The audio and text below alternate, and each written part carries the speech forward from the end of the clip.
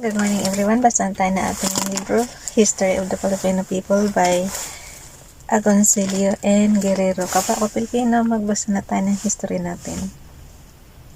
Okay, today is 20 December 2022, special day for me. And History of the Filipino People, Part 3, Reform and Revolution. Topic number 10, the Revolution First Phase. Tapos, dito tayo sa paragraph. The revolution spreads. The revolution spreads meanwhile south of Manila. The rebels grew in strength. 1,000 men marched toward Pasig and attacked the small force of civil guards. At almost the same time, about 400 rebels attacked the church of Pandacan and captured it without any resistance, for the parish priest ran civil pride to save his life.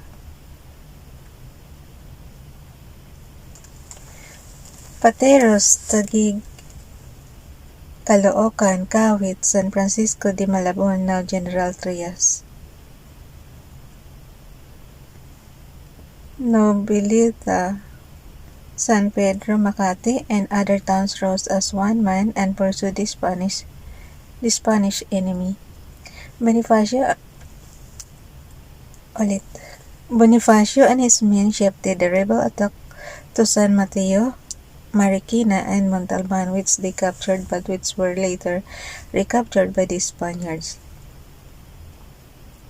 With the defeat of the Filipinos in the Battle of Langka River near San Mateo, Bonifacio ordered them to retreat to Balara. The Spaniards pursued them, and in the battle that followed, Bonifacio nearly lost his life when a Spanish bullet ripped the collar of his shirt while he was protecting his friend Jacinto. In the north, the rebels of San Isidro, armed with bolos and pointed sticks, attacked the Spanish garrison on September 2, 3, and 4. Led by Mariana Llanera and accompanied by musikong bumbong band with bamboo instruments. The rebels attacked fearlessly but were repulsed by the heroic defense of the Spaniards. The Reign of Terror. The flames that now engulfed many provinces worried the Spanish authorities now, and to frighten the population into submission, the authorities resorted to a reign of terror. Only by this means could they hope to prevent the revolutionary movement from becoming national in scope. The Spanish volunteers and corps of vigilantes promptly invaded the homes of Filipinos in order to secure evidence against those who were directly or indirectly involved in mali na akong baso guys, ulit. The Spanish volunteers and corps of vigilantes promptly invaded the homes of Filipinos in order to secure evidence against those who were directly or indirectly involved in the uprising. And so Captain Carlos March of the Spanish volunteers found incriminating evidence against Katipuneros. All suspects were immediately arrested and thrown into jail. To localize the disturbance, Governor General Ramon Blanco issued a decree on August 30 declaring the provinces of Manila, Cavite, Laguna, Batangas, Bulacan, Pampanga, Tarlac, and Nueva Ecija in a state of war and placing them under martial law. So nung panahon pa lang pala ng Spanish, may martial law na. Akala ba natin is yung panahon lang ni President Marcos Sr. So, ito ulitin ko guys mayroon na tayong martial law noong panahon pa na Spaniards. Ulitin ko, to localize the disturbance, Governor General Ramon Blanco issued a decree on August 30 declaring the provinces of Manila, Cavite, Laguna, Batangas, Bulacan, Pampanga, Tarlac, and Nueva Ecija in a state of war and placing them under martial law. The decree further provided that any person accused of treachery and those against the present form of government would be handed over the military court for trial. Blanco, however, emphasized that those who would surrender to the government within 48 hours after the publication of the decree would not be turned over to the military court, except of course the leaders of the Katipunan. Taking advantage of this particular provision, some Katipuneros surrendered. Immediately they were forced at the point of the bayonet to confess what they knew about the society and its members. Torture was employed to make them squeal, with the result that those who could not stand the various torture inflicted on them shouted the names of some Katipunan members. Hundreds were arrested and jailed. Suspects in the provinces were brought to Manila to receive what the Spaniards considered their just punishments. Heads of families, hundreds of them, were shipped to the Carolines or to the Spanish penal colony in Africa.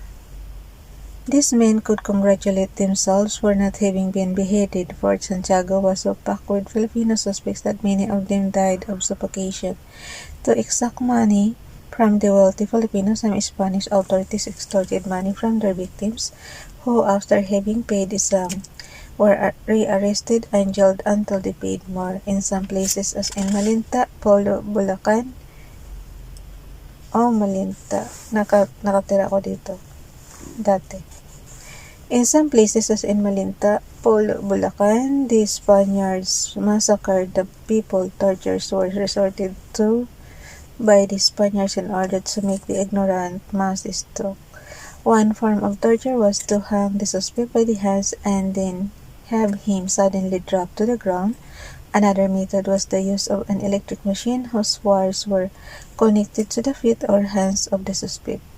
Grabbing torture though.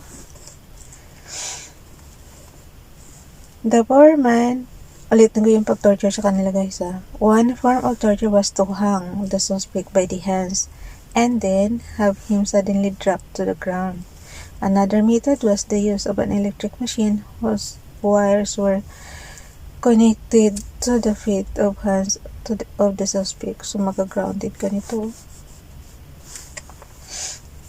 Makukuryente ka niyan. Electric machine. Okay, the poor man was electrocuted time and again to force him to shout the names of even innocent persons. Another form of torture was to hang a suspect by the hand, his feet barely touching the ground. More often that suspects wait lang,